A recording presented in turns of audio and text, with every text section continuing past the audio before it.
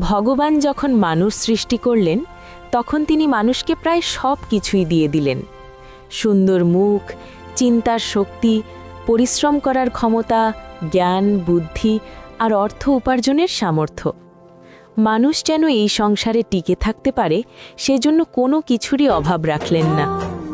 কিন্তু সৃষ্টির শেষ মুহূর্তে ভগবান একটি অমূল্য জিনিস নিজের চরণতলে লুকিয়ে রাখলেন।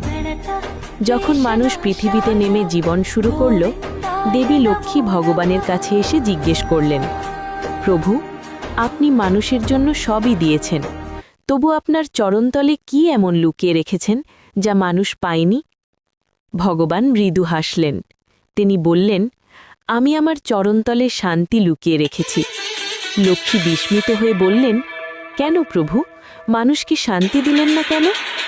ভগবান উত্তর দিলেন, কারণ মানুষ যদি সব কিছু পেয়েই